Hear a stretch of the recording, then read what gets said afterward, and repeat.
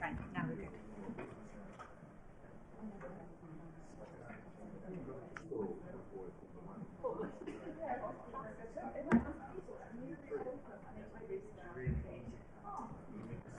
Right, Jill, you're there?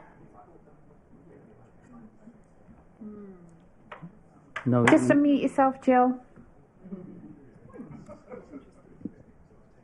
Hello, can you hear me? Can you hear me now? That's great. Yeah, Thanks, Jill, Jill. we can hear you. Here we go. Thank you. You've got 3 minutes, and then the buzzer will go. 3 minutes. You sum up, and then question Kia time. ora, tēnā koutou. Thank you for this opportunity to present my ideas on representation. I agree with there being 10 councillors. I think this is big enough number for the breadth of representation and small enough to enable a manageable debate.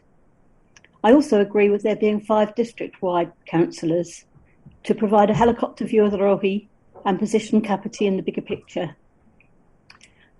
I agree too that with there being 5 ward councillors to bring the people's views to the table.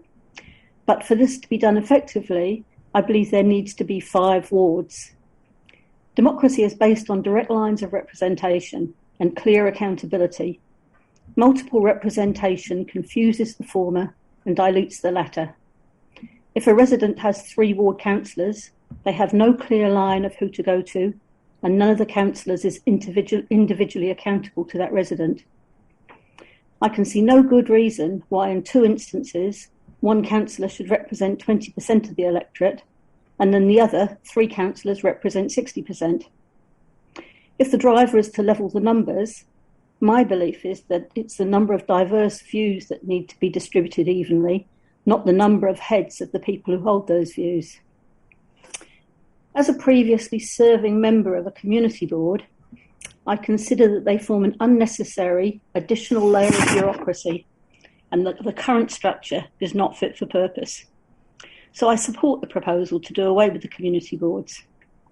But the community board members are the very guts of grassroots democracy, and many of the community board members provide a huge service on the ground to local populations. And I think taking this away would be throwing the baby out with the bathwater. Community boards also suffer from the negative effects of multiple representation. My proposal is that the district is divided into 16 local areas and one person is elected to be the on-the-ground representative for that area. These 16 areas would be grouped into 5 wards, each of which would be represented by a ward councillor. The local representatives would be directly accountable to their electorate and act as advisors to the ward councillors, who would then be accountable for representing their views at the council table. The 16 local representatives could maybe be brought together twice a year to help form district-wide policies. How would this work in practice? I used the people and places populations to draft the definition of the 16 local areas and the 5 wards. These numbers may be a little out of date and require tweaking. A key influencer of the divisions is to group residents with potential interests in common and to use the number of potentially diverse views as more important than the number of heads. I do believe that the variations could be justified and permission gained for them to be implemented. I apologise that my submission lost its formatting, and I can supply this draft to you in a more understandable format if you'd like. Thank you for listening to my views, and I welcome your questions. Right. Any questions? Big silence. Councillor Coates. Kia ora, Jill. So good to see you again and missed your face around the council table and your contribution. We have had overwhelming support for the retention of community boards through the submissions and the hearings process. It would be helpful if we could glean from you some insights into what were the challenges that you found, or the deficiencies of community boards, or for want of a better word, no better person to us than someone that's had previous experience in that particular area. And I think that's been shared by both submitters and the table, that there's it's fairly obvious that there's been issues with community boards. So we all want better outcomes for our community. It's just helpful to know what needs to be done to achieve that. Thank you, James. I think that the structure is not well thought through. It's well defined going upwards with the formal board meetings and representations at council, but its responsibilities and accountabilities moving downwards are not well defined. And so there's a place at the council table to represent board, for the chair to represent the board views, but there's no real accountability to do so, and there's no structure for the community boards to have to meet to ensure that they bring their views together. There's also, in my view, an issue that the ward councillor is a member of the community board, represented by the chair of the community board to the body on which they sit, which is a conflict in my view. Also, I'm a mediator by trade, and so I believe in the communication, open discussions, consensus of views, and so I believe that the chair is a facilitator. To do that, especially with strong personalities with somewhat diverse views, is a massive task. It's the remuneration is such that the chair can't spend the amount of time that needs to be done on it unless they're retired or otherwise funded. And my particular chair just didn't have the time because he was running a successful business as well. And he didn't have the time to bring people together. It's also, to be fair, not his style. There's no reason why my style's better than his, but that was a difference. I left because there was no forum to resolve the issues. I loved the work in the community, but I found that I was, in at least some instances, fighting my community board as well as all the various things. When I helped re-establish the Waikanae community market, I was in conflict with a lot of members of the board in trying to do that because they didn't agree that it should be done. So I felt somewhat disempowered, and I consulted with a few people around the table. You know who you are, and I appreciate your advice on what I could do better and whether it was resolvable. And for me, it wasn't resolvable, which is why I resigned. And I think that there's the structure is not well thought through to make community boards function well. The ones that do function well despite the structure, not because of it. Councillor Compton. Thank you. Through the mayor, Jill, I noticed in your written submission you had a table in terms of what you were thinking in terms of those 16 divisions, and I think you've tried to have the details in there in terms of the 5 wards you're saying, but you did mention you were happy to send that through. So I was just wanting to ask if you could send that through, because I'm quite interested to see how you'd work that 4th ward in there in terms of, I guess I'm roughly assuming you're looking at splitting the current Paraparaumu ward into 2 separate divisions in that, but I'm happy to send that to you. Cool, perfect. Thank you. Councillor Elliott. Hi, good morning, Jill, and it's great to see you. Look, Gwyn just asked my question for me. Could you please email it to all of us? That would be much appreciated. I certainly can. And thank you, and God, good health to you. Thank you. Councillor Hogan. Sorry, go on. Through you, Mr. Mayor. Hi, Jill. You send me through. I think I might as well just send one to everybody, and would want to be an easy way to get it done. Hey, look, I just want to tease out a little bit your view around the 16 community board members, if you like, spread through the district, and how they would potentially be run, for want of a better way of putting it. You mentioned the ward councillor. Fundamentally, were you talking about that being fundamentally almost a chair type role as such? I'm not. It's not a chair. It's just I believe in very clear roles and very clear terms of responsibility, and so in my proposal, the ward councillor would be responsible, would be accountable to the electorate and to those local advisors to take their views to the council table. I think also I appreciate that would actually put a heavier load on the ward councillors, and so I would also suggest that perhaps the councillors' portfolios should be allocated differently, and the district councillors have, if you like, what I would call the vertical responsibilities, the portfolios for things like housing and environment, and the ward councillors have the horizontal portfolios, so they're responsible right the way across the piece, but for their ward. So you've got a matrix management bringing all views to the table. Right, okay, it's a little bit more of a forum type approach rather than the... okay, that's cool. Excellent, thank you very much for that. It's not really a forum, though, because there's very clear accountabilities. Yeah. And I think it's the lack of clarity of roles. And we've heard from a lot of people's submissions about whether the chair should have a vote at the table and how they should actually relate back to both to the community board members and to the community. But there just simply isn't enough clarity in that role for me. I think sorry, go on. Sorry. Please finish. No, that's fine. I guess part of the role of councillors, say, versus community boards, or the people that are in community boards, I'll be interested in your views on this, my view is community boards should be working more in the community, whereas your councillors are more working in council as such. So what you're sort of alluding to is you're having your community board working in sort of different areas of the community, not crossing over as such, and representing those views as such, and those being brought back to the table by the ward councillor as such.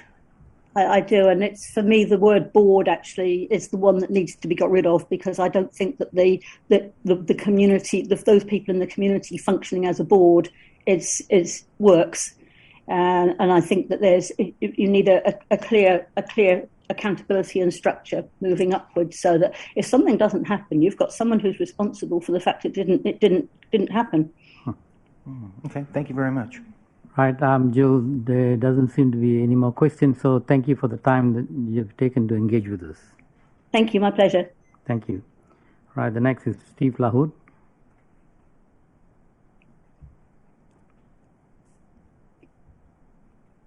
Ngā mihi ki ngā kauni kai whakahaere o te kauni hera o Kapiti, ko Steve Lahoud. You've seen my submission. I am broadly in support of the dismantling of the community boards. Natamia, they have no authority. They have no clear line to the council where community issues discussed at the community board are taken seriously by the council and documented by them. I heard Councillor Handford just a few minutes ago saying there's a sense in the community that the community is disconnected and disengaged. And yes, that's very true, because even at community board level, the council appears only to communicate decisions that have already been taken rather than decisions that are in the process of being taken and therefore require the input of the communities. Then there's often a backlash in the community, and I can cite examples of that, and then the council says proportionately over the entire rohe that's why that decision was taken.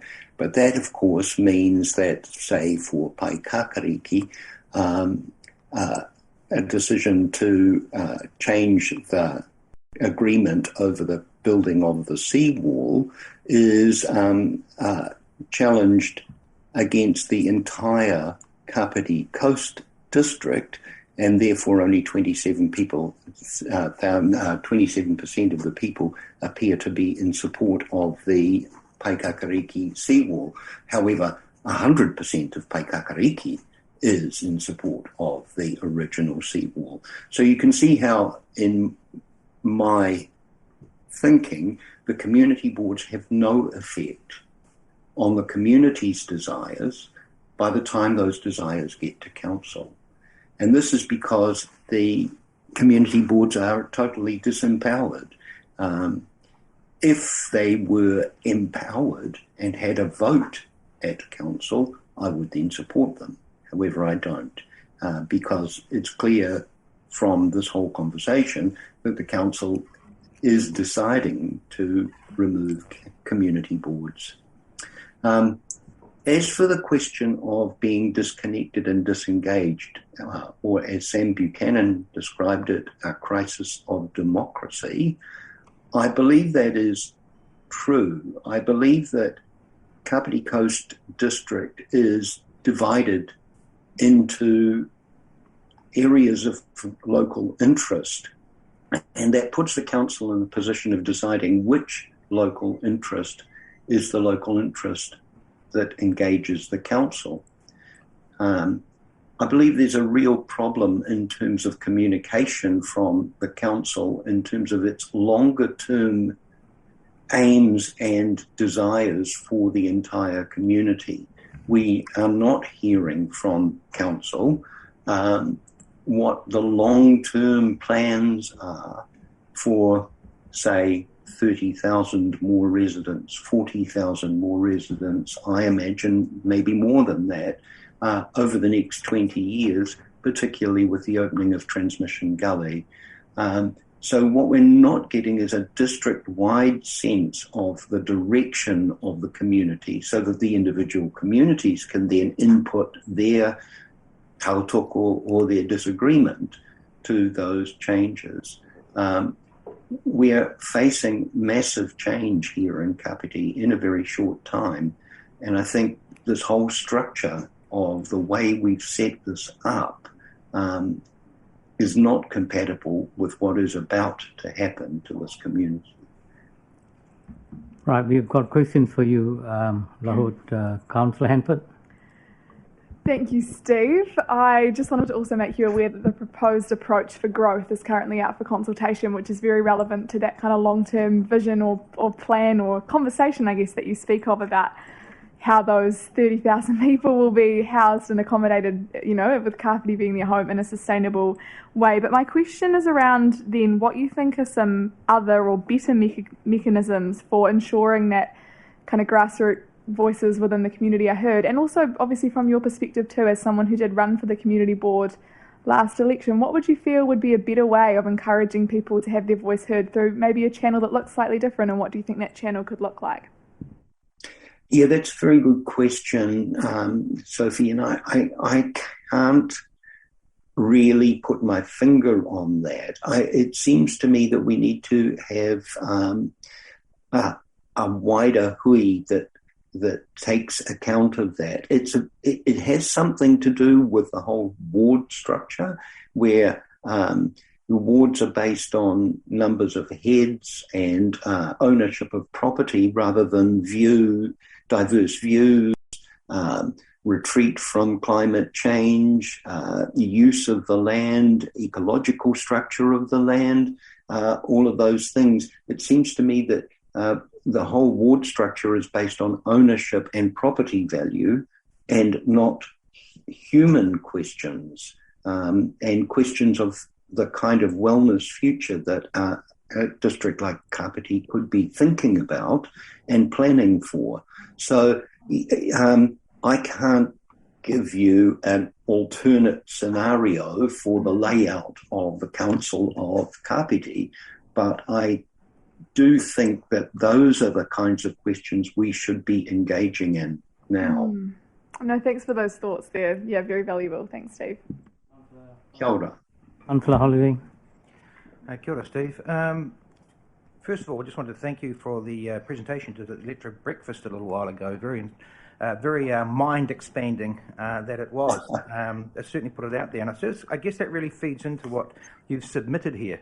And I just wanted to tease that out a little bit and get your thoughts, because I guess the first submission I've read that's looking at this in this particular way, which is you're really looking at Parapara Umu expanding into a city, Yes. and the outlying areas, if you like, almost turning into suburbs. Now, I cringe saying that word because we do have our string of pearls, and I'm a very, very strong believer in the character of our townships as such. But I would think that they would be able to be retained in that sense. But perhaps just tease that vision out of how we could potentially be approaching our representation in that space. Well, if you look at Wellington City, for instance, the character of Newtown character of Berhampore Island Bay and Miramar and all of the other suburbs of the city are well established, and everybody knows, it costs millions of dollars to live in Newtown when it used to be considered a low socioeconomic area. So I don't have that problem that we will lose the string of pearls if Paraparaumu becomes a new city. And it is going to become a new city. Let's face it. We don't have much choice in this. It's going to happen. So the wise thing to do is to think about, what will that city look like? How will that city be a place of wellness for its residents? That to me is really, really important. And how then does a place like Otaki, that has quite different values, say, to Waikanai, how does that contribute to the wellness of this new city that we're looking at? Right. Thank you, Steve. Thank you, Steve, for taking the time to engage with us. Kia ora. Right. Next is Francis Neil.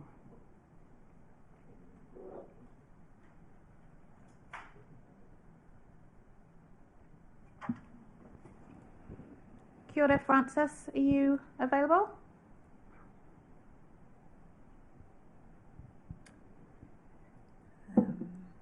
Nope.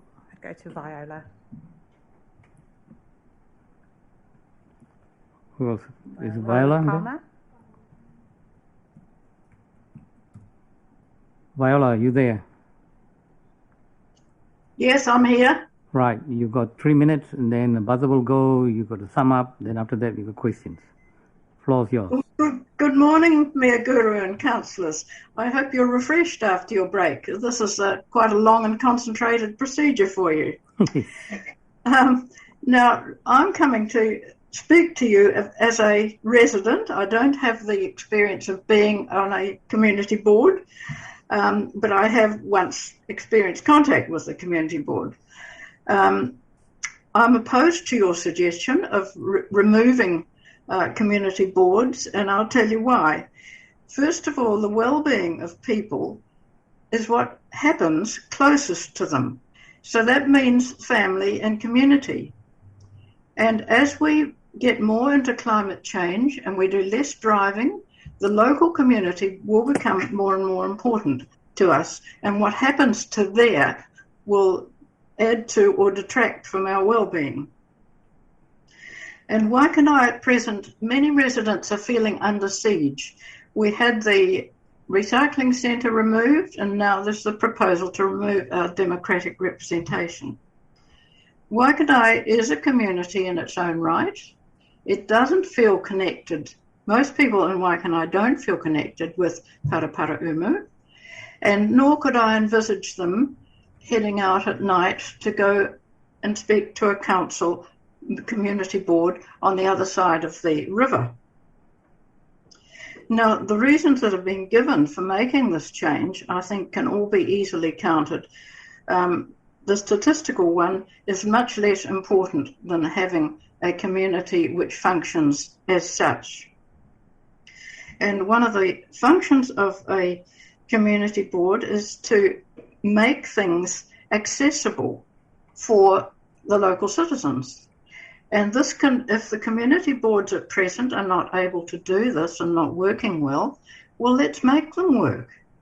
Let's make them communicate better with the local citizens and vice versa. And there are instances where I have felt blindsided by decisions that council has taken because I haven't known about them, and they're local decisions which affect me as a citizen.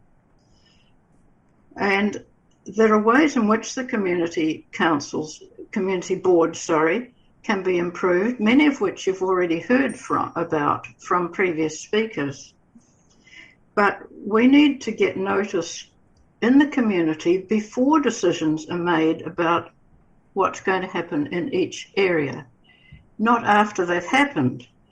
And the wishes of the community need to be taken into account before these decisions are made. We get communication about what's happening district-wide, but we don't get any communication beforehand about what's happening in our locality. And this is what the community board should be doing if it was well-resourced and structured to do this. So that, in fact, we would get more representation and not less, and more communication, because communication is what it's all about. I think that the community board should remain, that they should be resourced so that they can communicate better with the local citizens. And I think there should be 5 community boards, 1 for Raumati, 2, and resourced so that the communication can go both ways, to the residents of the community and also hear back from the residents. Right. Thank you. I'm going to ask for questions. Any questions? Councillor Pravanov. Thank you very much, Viola, for your submission and speaking today. I do remember you having coming along to community boards and talking, and particularly around widow killers. So I'm just wondering how you have found, when you've had those personal interactions with community boards, and particularly the Waikato Community Board, how you've found that, and where things could be improved if you think they could be. I spoke to the community board about a decision which had already been taken, and it was something which I had no idea was going to happen. And the community board listened to me and followed up afterwards, so that I was happy with the consultation that I had with the community board, but it was too late. And what I see as needing to happen is consultations before decisions are made with the public in the area. Thank you. Councillor Coates.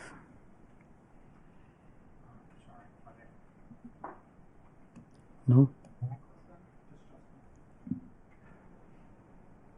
Kia ora, Viola. Thank you for making a submission and speaking to us today to help us better understand your views.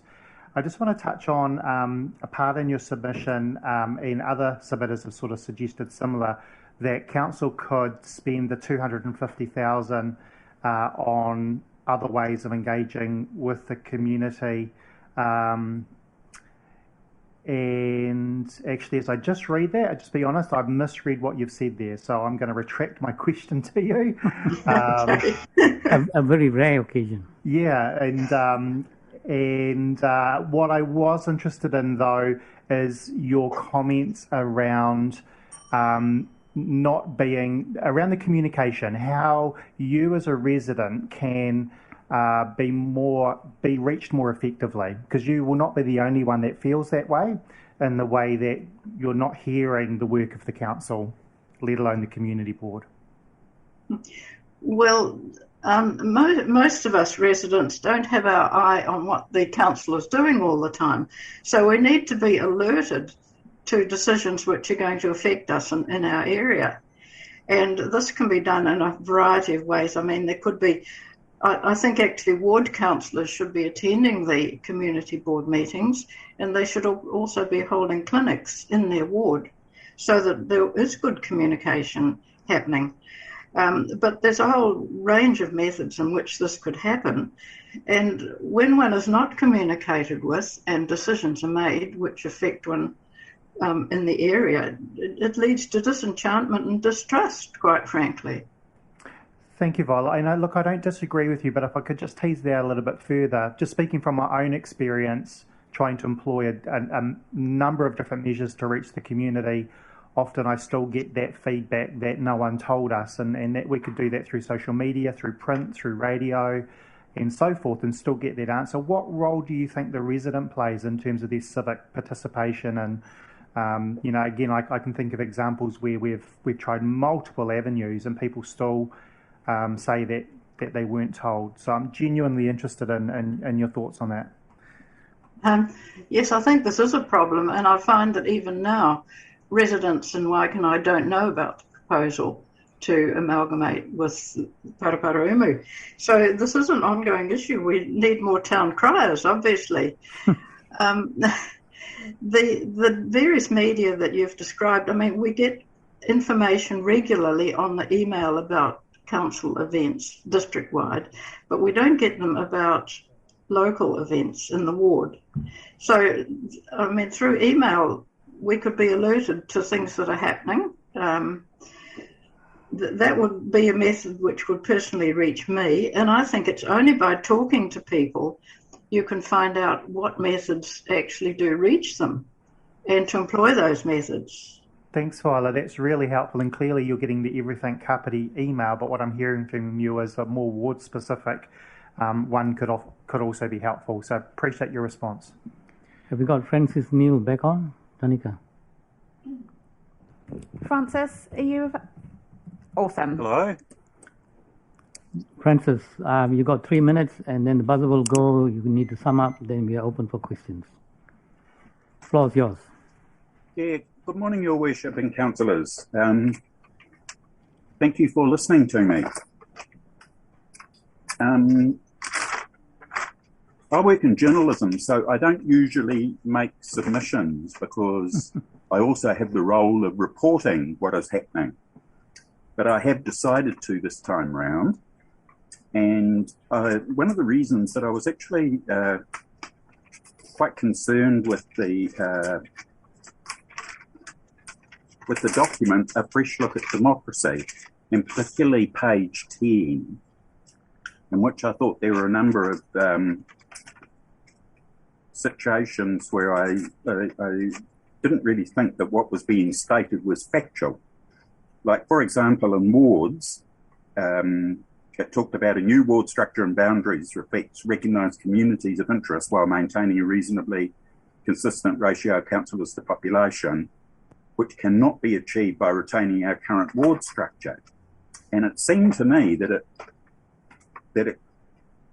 that was actually not necessarily true in fact, that they couldn't be achieved under the current ward structure. Like, for example, if we had 2 councillors for the Otaki ward, 3 councillors for the Waikanae ward, 4 councillors for the Paraparaumu ward, and 2 councillors for the Pākakariki Raumati ward, that would give us 11 councillors, and it would give us approximately 1 councillor for every 5,000 people. And then when it came to community boards, I was quite concerned with the use of the idea that community boards were a layer of bureaucracy, which seemed to me to be not true in fact, but that they were rather a layer of democracy. My main concern actually is with the removal of community boards. I was involved in local body reporting when community boards were introduced in New Zealand. I have reported a number of community boards in my time reporting, including Tawa Community Board, Petone Community Board, and also the Otaki Community Board. And I personally think that they provide a very, very useful role, if a little bit diminished in what I'd personally like to see them involved in. I would personally like to see more delegation to the community boards. A very good example of one of the excellent initiatives from a community board, actually, Councillor Coots, it was moved by you that the council investigate establishing a local alcohol policy for Otaki and possibly the whole district. Can't remember the exact wording, Councillor Coots, of your motion. That was then picked up by the council, and the council have just recently begun consulting on alcohol issues. That's a very good example of a community board initiative. As well as that, the community board members provide a series of community initiatives which would disappear if community boards were disestablished. That includes serving on committees of community organisations, some of which have a constitutional requirement that there's a community board representative. I would urge the council to not disestablish the community boards. I'm interested in the fact that something in the order of 350 submitters disagree with or strongly disagree with the disestablishment.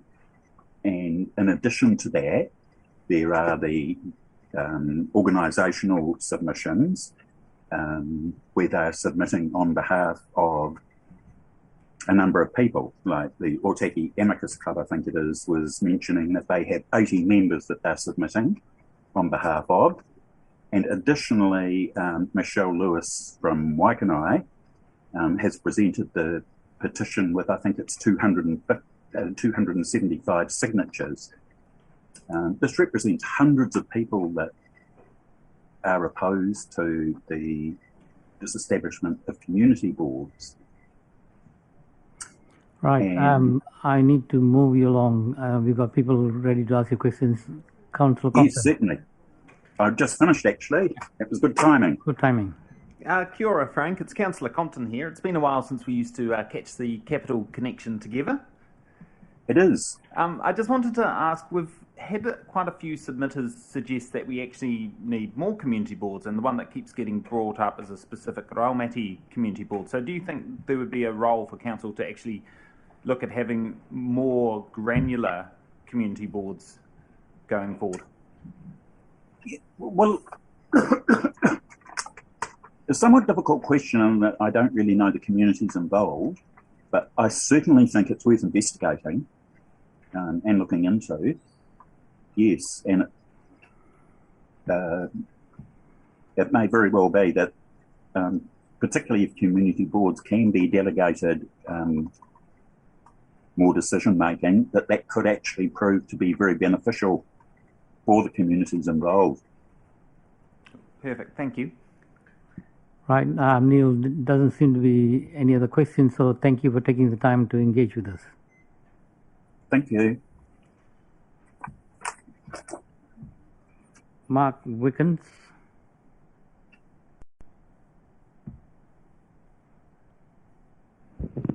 Mark. Hello.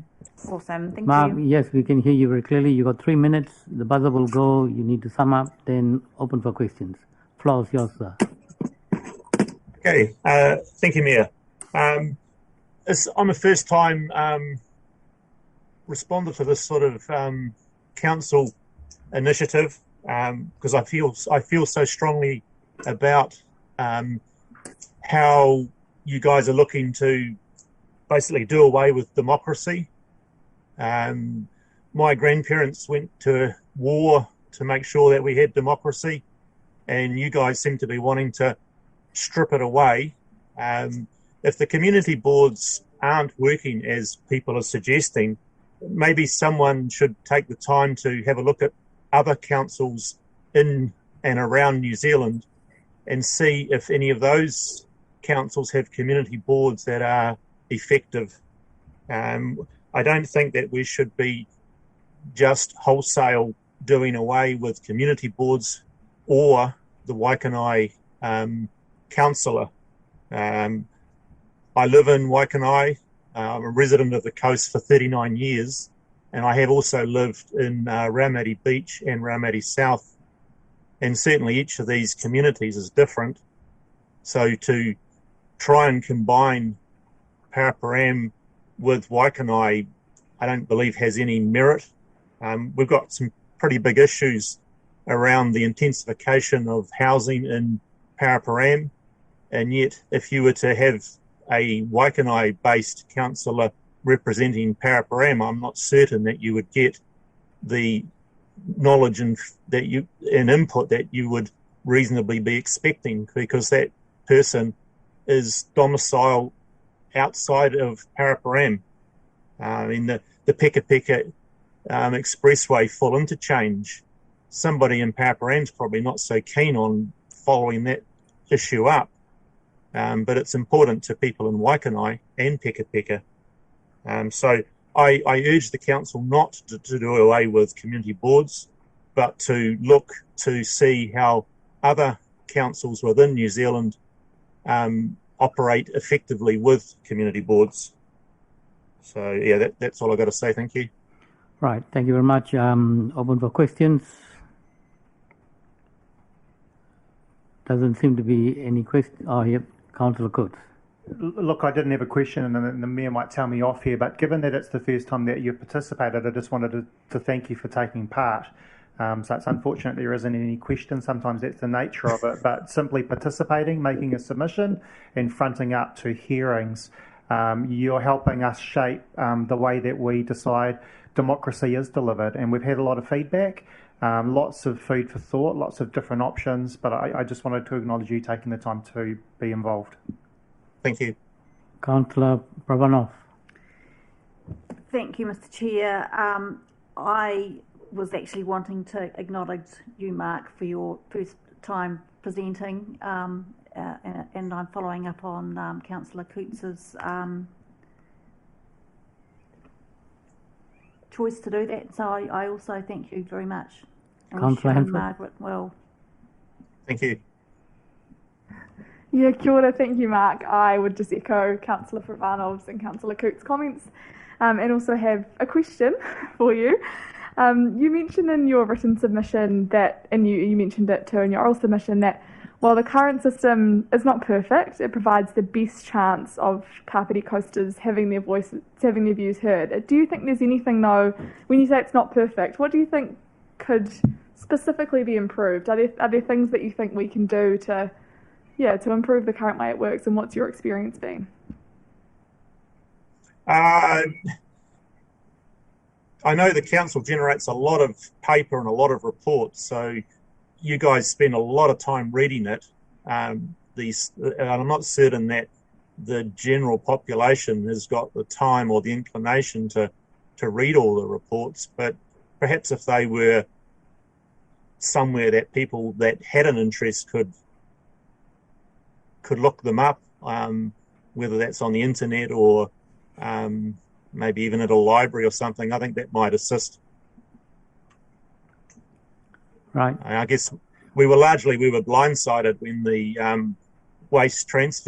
the recycling station was closed in Waikanai. I mean, that came from nowhere, and yet if there was more openness from the council, then potentially there could have been a different outcome. Okay. Right. Councillor Pravanov, So further on, Mark, we can have a chat offline. I'm very happy to chat offline. Awesome. So thank you very much for taking the time to engage with us. Thank you. Right, we've got Michelle Lewis.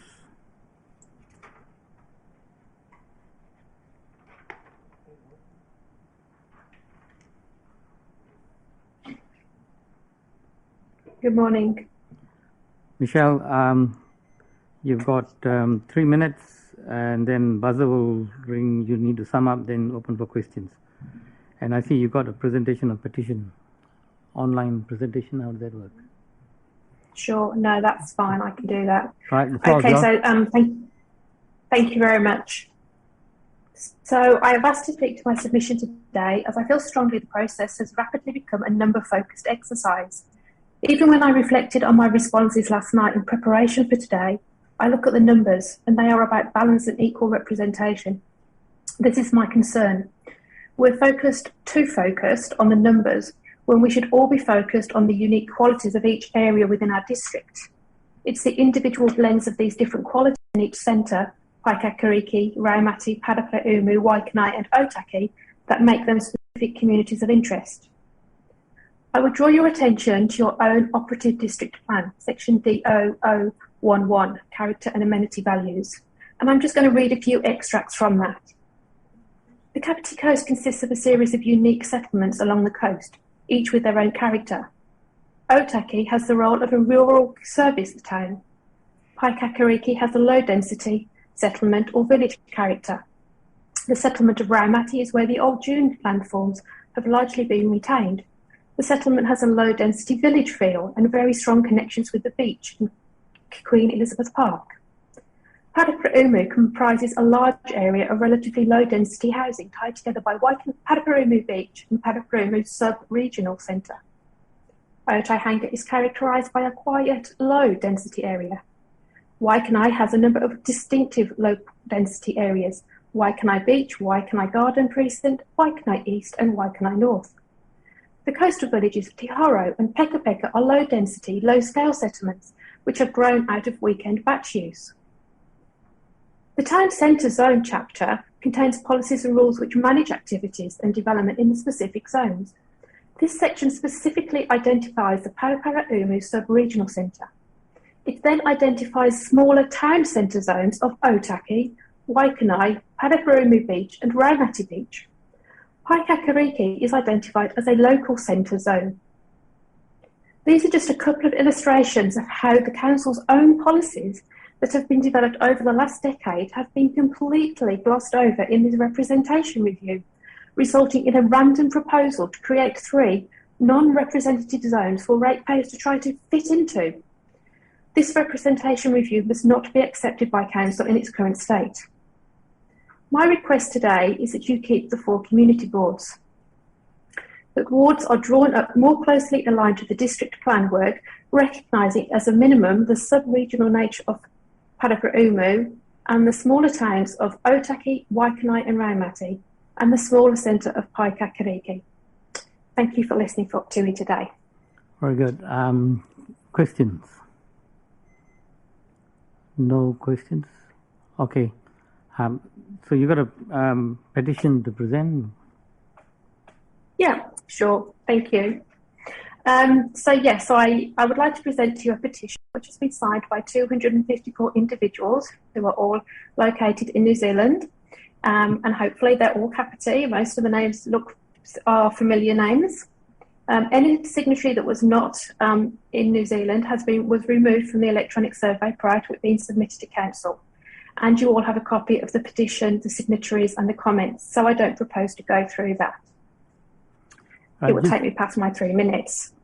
Just a matter of interest. What I would like... Just a matter of interest, yeah. Where else did you get petitioners signing in from? It's only recorded as New Zealand. There were a few, Australia and I think they were mostly Australia, maybe one UK. It took about 20 to 30 out. And that, I mean, we knew that from previous petitions there had been issues, so I thought it was safer to take those ones out and leave it just with the New Zealand in. Right, very good. I think you got a question from Councillor Hanford. Oh, sorry, can I just continue with just to make the points, if that's okay? Yep. Yeah. Thanks. So I just wanted to, the key points raised on the petition is to retain all 4 community boards. Recognise that the KCDC's own survey identified that the community wanted a democratic model that brought elected representatives and decision makers closer. The current proposal reduces the ability of the community to input the democratic process. The current proposal makes it harder to access representatives, as there are fewer of them in community boards. There are fewer if community boards are not retained. That community boards reflect the diversity of our district and communities of interest. The 3 wards proposed do not reflect the communities of interest. A councillor cannot adequately represent 10,000 individuals, and the petition illustrates the time a ratepayer could have with a councillor each year, and the burden that would have, and how unmanageable it becomes for all parties. The community board gives greater access to elected representatives, 4 times more opportunities for ratepayers to engage and share their thoughts. And giving the community boards greater representation on council and council committees would further strengthen the request from the community to be more closely connected to our elected representatives. So the signatories request that council retain all 4 community boards, and further that all community boards have voting rights on council and all council committees from 2022 onwards. This is how we believe that council can act on the feedback it received from the community to keep us closely connected to our elected representatives. And just a few comments from the signatories. Local community boards are more representative of our communities and are easy to approach for someone to listen to you without all the extreme formalities. They are more in touch with the people they represent and take care to listen to you. I find them very approachable, unlike KCDC. I support community boards, and there has been no proper conversation about whether we should abolish them. Local people and local organisations must have a voice. Locals know best what is needed locally. Community boards keep us closely connected to our elected representatives and reflect the diversity of the district and communities of interest within it. In closing, I ask on behalf of all the signatories that you recognise this petition represents the views of 254 people and not just a single submission, and should be weighted as such in your considerations. Thank you for your time. Thank you, Ngā mihi nui, Michelle, and thanks for all the work you put into that. Janet Holbrook, Deputy Mayor here. Guru's just had to step out, so I've taken over. So I think the next thing we'll do is to receive that submission. So seeing as you can't walk to the table with it and put it down, I'll just say for the record that we have received that petition, and thanks for the work that's gone into that. I don't think we need to move and second that. I think that's just usually presented to the Mayor. Madam Chair, I have my hand raised. And I accept that on his behalf. Okay, I think I had Sophie and then Bernie. Mm-hmm. Sophie? Yep. Cool. Kia ora, Michelle. My question is just around something that you mentioned at the very beginning of that petition presentation, where you said that most of the names are familiar. And so I'm just wondering what the kind of place is, though, in all of this conversation that you think for hearing voices that aren't so familiar. And that was one of the things that we actually tried to do through this process as well, was to hear from people that currently aren't feeling engaged or feeling connected to the work of council through the various kind of levels of governance that we currently have in our representation arrangements. So how do you think we can better do that? Because it's all good and well hearing from the people that we often hear from, but if our representation arrangements continue to only achieve that, then how are we ever going to see those kind of results and change needed for sectors of our community that maybe don't feel like community boards are the most approachable kind of form of representation? Just a thought, but I'd love to hear your comments, please, on that. Thank you. Sure. Yeah. So just to clarify my comment, when I made my comment about the names, some of the names may be familiar names. The others are ones I'm afraid I'm spend too much time on social media. So they're names I'm familiar with from Kapiti pages. I'm on a whole range of pages. So there are names on there that maybe are not familiar to council, but are familiar to me as being part of our community. I actually was a little bit dubious about putting a petition together because I wanted to actually encourage people to take part in your formal process and to raise visibility of that. So as part of that, when we were sharing, we did sort of direct them to your own formal process as well. Not everyone has that amount of time. And so one of the reasons I decided in the end, with the support of others, to put the petition together was for those who didn't have enough time, but where they feel that they could just give some indication to the council. In terms of other ways to connect, I do think that I'm just thinking in terms of council, elected members and community boards, it's really quite difficult to, I guess I'm a face-to-face person, and we've all got different personality types, so it would be helpful for different times and different days for people, for like walking clinics, I suppose, or workshops, or not workshops, but just open door sort of sessions so people can contact you, whether it's just a Zoom meeting that you could maybe, set up and call into on a certain day or times, and just kind of rotating a bit more so they're not all, at it the same day, the same evening. And when, if you can't get there to like my local community board, for example, on a Tuesday, then you have to make special arrangements to shift things around. So a little bit more variety. look, I'm all for communicating and getting the ideas of the future generations. So somebody once told me, talk to your 12-year-old. So I think maybe talking to some of our younger people and asking them what works and what we should be doing, and planning for the future. If we have to sort of bypass a few things to try and ensure that we are really future focused, then taking it on board what works for them. Oh, thank you, Michelle. I was just going to say we're running out of time. Sorry, I knew I was rambling. Sorry, so I've got a couple more questions, but if we could keep the questions reasonably brief and also the answers, that would be much appreciated. We're running over 3/4 of an hour late now, so I've got Bernie Randall next. Yep. Thank you, Madam Chair.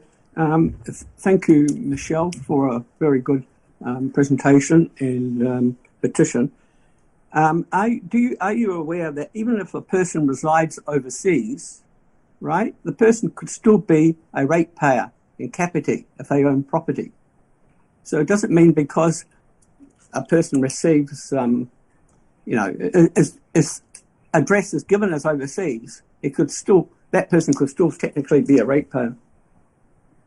Thanks, Bernie. Yes, I am aware. Yeah. Very good. Councillor Coots.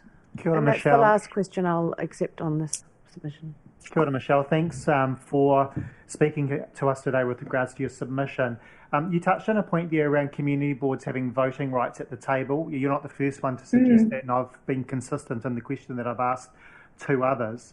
Others submitters have also referred to Mike Reed's advice around the importance of community boards. Mike also goes on to say that they are not little councils and they need to see themselves as part of the community and not its government, or you could say governance.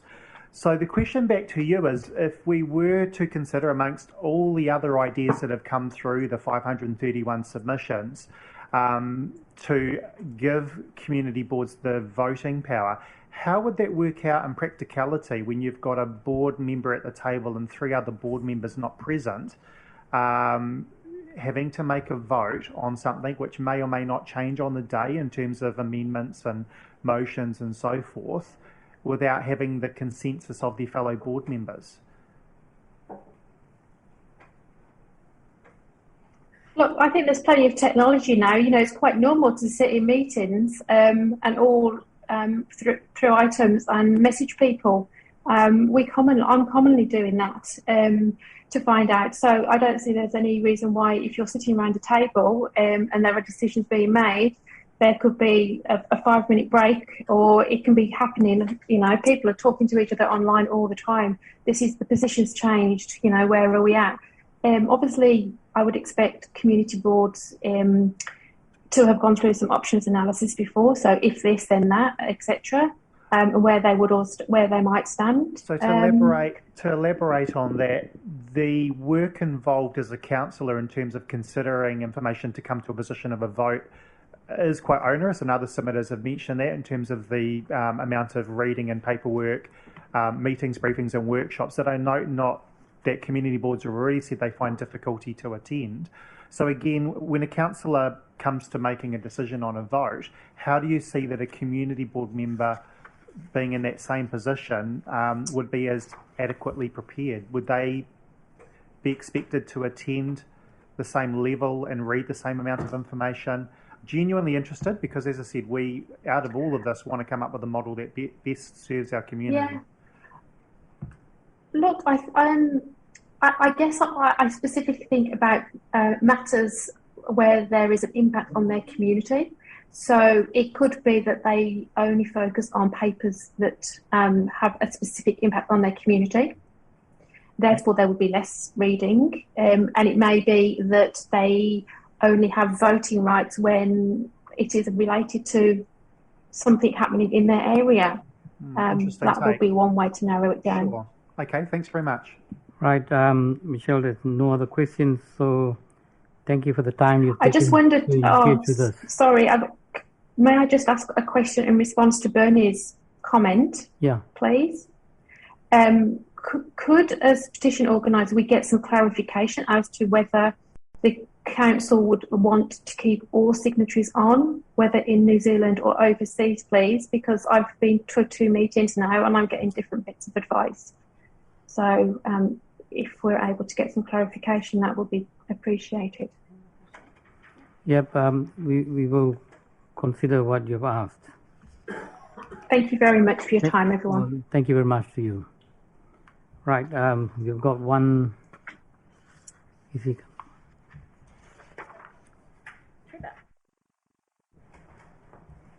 Trevor Daniels, Capri Kripa. Trevor, I just think you need to connect with your audio.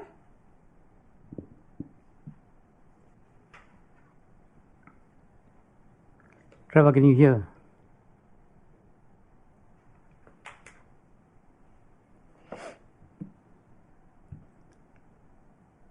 Mr. Daniel.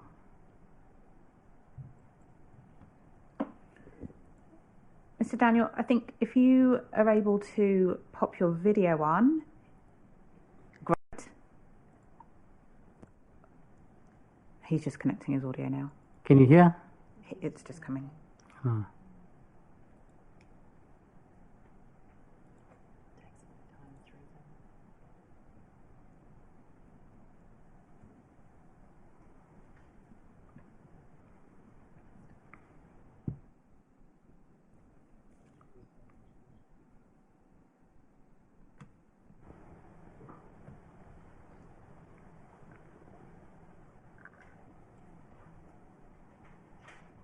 How's it going? Just having some difficulty.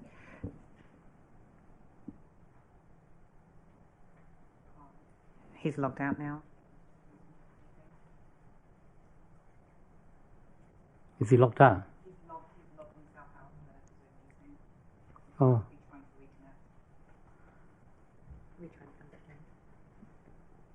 Hmm? I think he's trying to get back in. Oh. He got himself out of the room. Sometimes Waiting if you've room. got audio issues, you have to Yeah. go out entirely and go back in.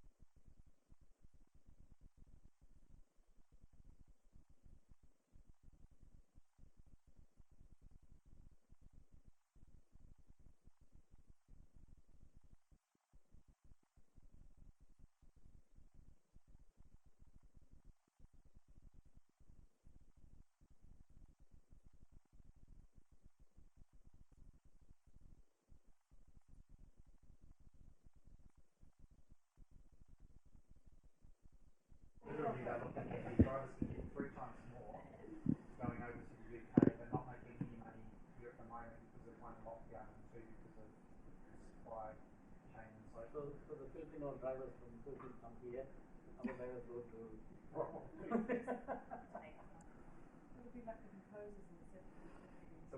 Hi, Trevor, can you hear us?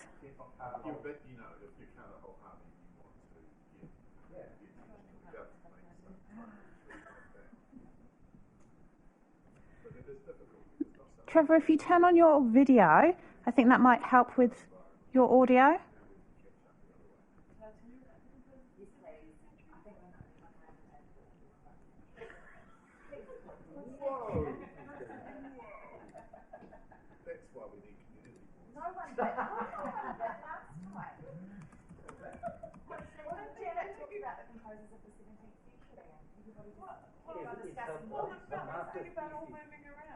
Hey, are you getting the option to connect with your audio?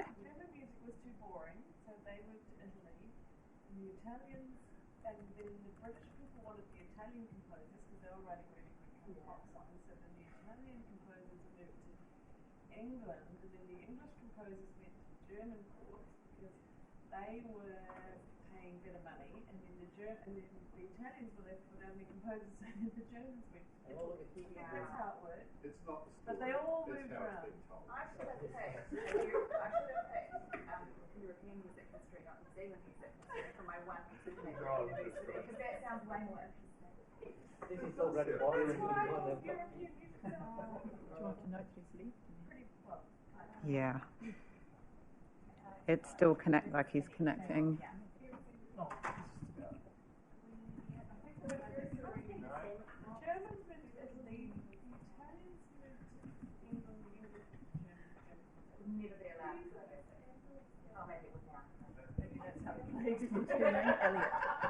Yes. Hi, Trevor. We still need you to carry on trying to connect your audio. Otherwise, we're unable to hear you.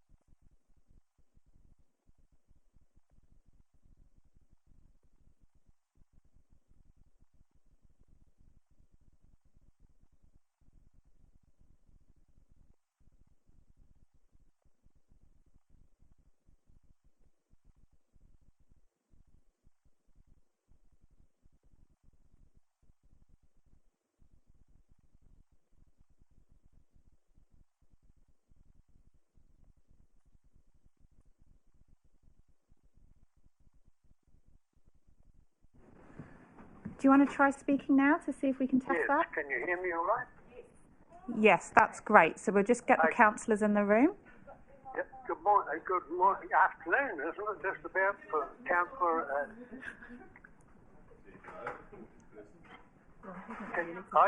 Just bear with me, Trevor. I'll let you know when you're ready to start.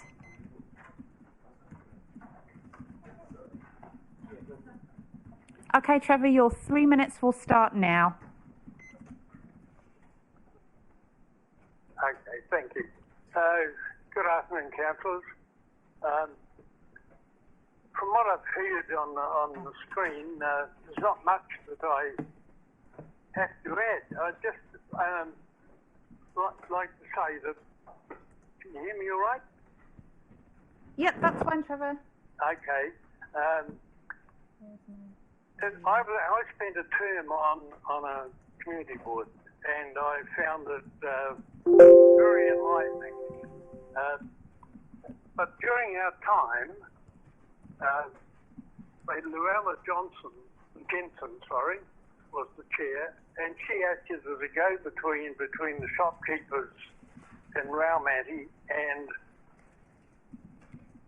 the council and the shopkeepers there. While works were going on, it upset the area there. And then later, Johnny Best acted as chair when the motorway was going through, chair of the community liaison group. There weren't any councillors at any of those meetings.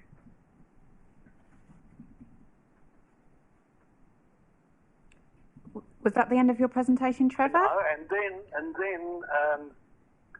we had Fiona Vining was involved with the community when there was a fuss about the kiosk. Not quite, no. And so there had been some useful activities undertaken by the Paraparam Raumati Community Board.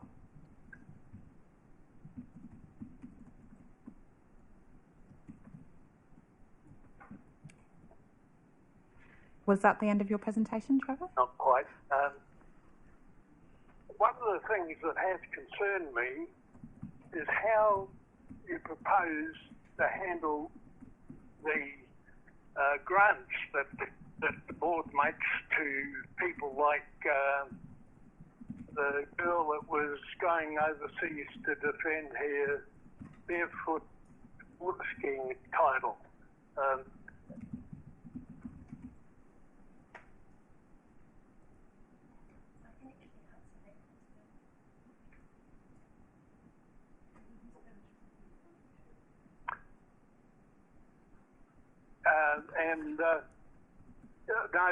The community board is a friendly place. I think I've said that in my submission, in the Great Power submission, but I would hate to see that that sort of contact is lost.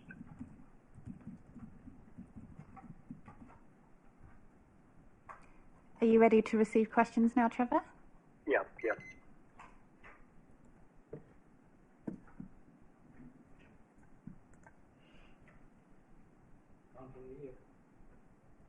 Thank you very much. Yep. Sorry, thank you very much for your submission, Trevor. It's much appreciated. I just wanted to just answer two of your questions. One in your submission regarding the remuneration for elected members.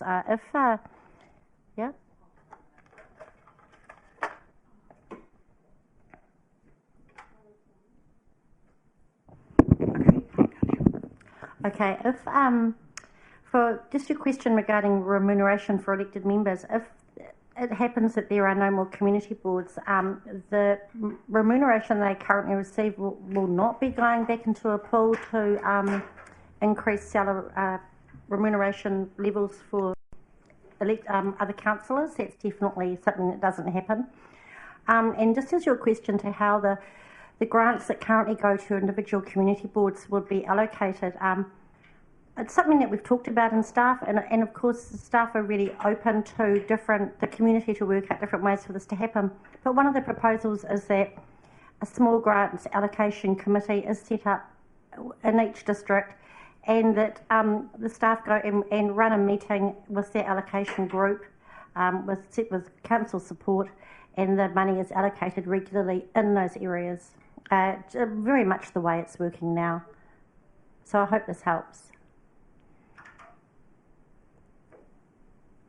Was that okay, Trevor? Yeah. Thanks, Trevor. Holiday.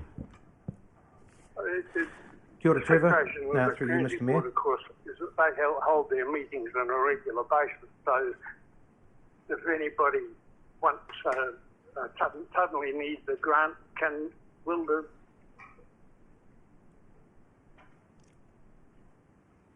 Essentially, Trevor, it would be the aim that it all work as smoothly as it does at the current time.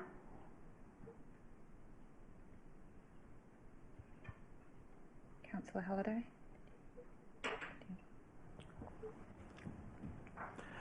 Kia ora, Trevor. Martin Halliday, Councillor Martin Halliday speaking through you, Mr. Mayor.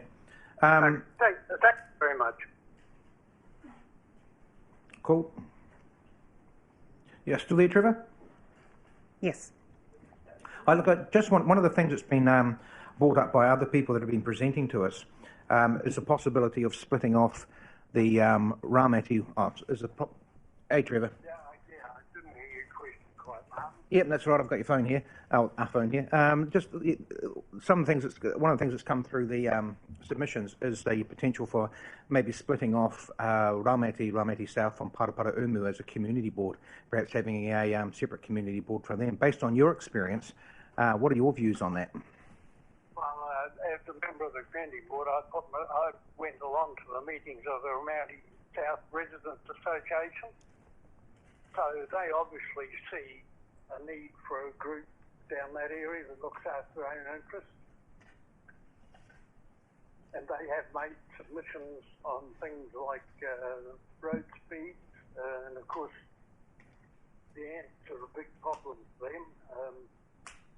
And they're doing up a little park opposite the shops at Ramadi South. One of the things that's going to happen is when the new buildings start being, the 6-storey buildings are going to start being erected, there needs to be, I believe, some cooperation or some contact with the residents in those areas, because there will be quite a bit of difficulty at times with traffic and things like that. Thanks for that, Trevor. Yep, look, we've got that growth strategy's just gone out for consultation, so I'm sure we'll hear from you guys in regards to that as well. But thank you very much for your comments. Yep, thank you. Right, no other questions.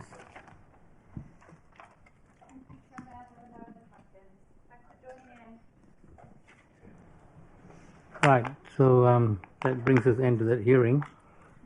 I now formally close the meeting.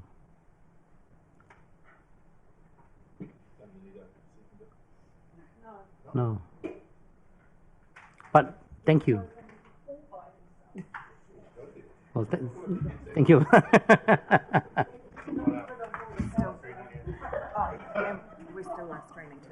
Bernie, thank you. The meeting's closed. Oh, okay.